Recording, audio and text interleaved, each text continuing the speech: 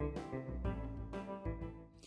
there, and welcome to a tutorial on how to find graphics if you're not wanting to create one from scratch and create pins out of them, and how you can be sure that it's okay to use, especially since we're going to be sharing this file together. Meaning if you had a kit, say from Just Jamie, and she has an item in there, you wouldn't be able to use that because that's personal use, not commercial use. So you can only use commercial use okay items to create your pins. Thus, if it was made by you personally, then of course you have all rights to it. So I had some questions: where can I find graphics? And Vecteezy is one that you can go to, that these are commercial use okay, royalty free products. And what I looked up here were outline icons, and I found this graphic right here. Now you can download things from this website without having to log in. I would suggest logging in. I've never received like tons of emails or anything from this.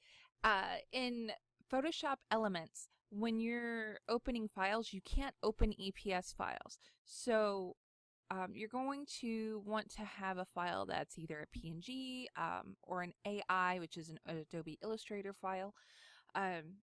So what I've done is I've gone with the assumption that we're going to just try to make this into a PNG. The neat thing about this is you can edit files before you pull them, you know. So I'm going to edit and download. And so here we have this file. You can change a bunch of little different things about it, which is kind of cool. So for example, we have the background. We can go ahead and turn that down.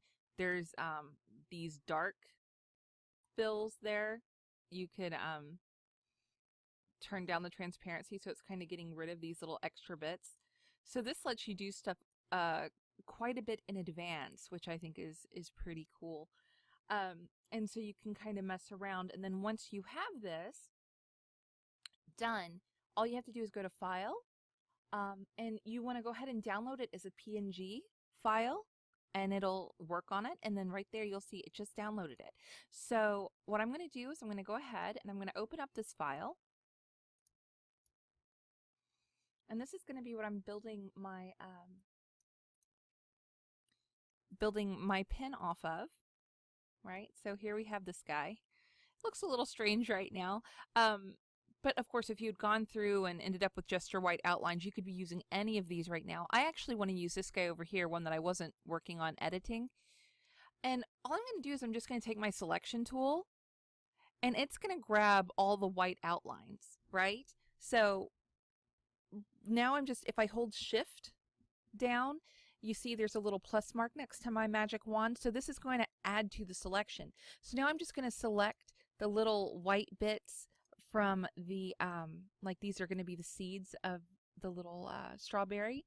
Here's some highlight parts here on this cupcake. So now I have all the parts selected. I'm going to do Control C. I'm going to go ahead and create a new document. Now it's going to give you your automatically like the size of this and the resolution. This is where you're going to want to change this to 300. We're already in RGB mode. The background's already transparent, and I'm going to go ahead and increase the width a bit to, let's say, 300, and then the height to 460, just to give us a little wiggle room as we work. So I did Control C before, so if I do Control V, there we go. We have our little outline. Well, now what? What I like to do is I like keeping as many layers active as I can while I'm working in case I want to change the color of something. So this is going to be the metal rim of our pen. I'm going to create a layer above it. So I'm just going to do that by clicking this little, new layer. And then I'm going to do Control G. It's Control Alt G and Photoshop CS. I'm going to use this because I'm going to flood fill in the outline. Next, I'm going to take my selection tool again, my little magic wand, and I'm going to start selecting each of these little areas to color in. So again, if I want to go ahead and select multiple areas, I hold my Shift key down. So there's one, hold Shift down, and it's going to keep adding to the selection. And I'm just going to go through and select each part that I'm wanting to color in. And as you can see there, everything's selected. Now this next part is very important. We want to go to Select, modify, and expand, and we're going to expand this selection by 2 pixels. This allows us a little color bleed. We're going to be using this underneath, so it'll allow us to flood fill in these areas without having to worry about any extra transparent pixels or anything around the edges. So again, I'm going to create a new layer. Oops. Open that back up again. I'm going to create a new layer here. I'm going to take this layer and drag it all the way to the bottom.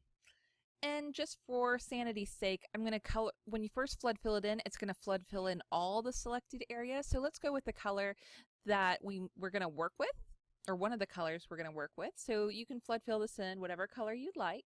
So I use my paint bucket tool and I'm flooding it in, just like that. Now, if I turn off the outline, you can see each one has their little spot. I'm going to go ahead and deselect it. I don't need it open like that anymore. But you can see that these areas aren't touching, so we can flood fill in the segments without it leaking into another section. All right, and this is where we get to have fun. We get to color the sky in to be whatever we want. So I'm going to do every other one is going to be a little darker. I think the icing is going to be a pink color, so I'm just going to kind of play around, pick colors. In fact, we're going to do a gradient of darker to lighter. It's a little bit lighter, and then the top one even lighter. Of course, the strawberry has to be red. Well, it doesn't have to be. You could be much more creative than I am. The strawberry must be red. And then this part up here is going to be green. Now you'll notice here there's a little bit of area that's the selection didn't pull it in. So I'm just going to take my paintbrush tool, keep it small, and just color that in a little bit. So now everything's done. All right, now the fun part, we get to make this into a pin. Because this is all one layer, we only have to apply one of the enamel styles once. And you see here how the pixels are jagged and scary. Well, you don't have to worry about that because they are covered up by the pin outline. So you don't have to worry about that. All right, so now we're going to go ahead and go to our effects. These are the styles that come in the enamel builder. And we're going to go ahead and pick which style we want to use for this part. And there are various ones you can use. Totally up to you which one you're wanting to do. I think I like that one for this. Then I'm going to go back again. I'm going to go to my outline here. This is the metal rim. And I will use the metal rim style specifically for that. See, just like that. One of the things I do is there's an extra style to add a little extra depth. So if you wanted to use that, what I would suggest doing is going to your layers here. You're going to go ahead, if you're happy with this color, like the dark, merge your layers together and then duplicate. But I'm going to change it just so you can see quickly how you can change the color, because that layer is still active, the color fill there. So let's say if I wanted to make it a goldy color, I could do that easily just with my my paint bucket, just like that, you know, or I mean it could be like silver or white almost. So totally up to you how you want to do that. But I do like the darker ones because a lot of the pins I'm seeing online have these fun little dark rims. So I'm going to go ahead and go with that. All right, again, so now I'm just going to merge these layers together. All right, now I'm going to duplicate this layer. All right, now there's one above. We're going to be using him in a little bit. And here's our initial layer with the one underneath. So I'm going to take these two and I'm going to merge them together. Then I'm going to clip the one above it. So, oops, I made a little boo-boo. Make sure when you're merging your layers together that the one isn't taking the effect of the, you know, that you're doing it right, not wrong. I guess is the best thing I can say. So we have this layer here. All I'm going to do is Control G, Control Alt G, and Photoshop Suite. I'm going to go to Effects, and I'm going to go ahead and apply the undershadow to that. And it just adds a little bit of extra depth. Once that's done, I'm going to merge all my layers together. So Merge Visible. Then I'm going to go to my actions because I want to give it depth. I have the color, the flood fill color chosen. That's important for this part, and I'm just going to hit play.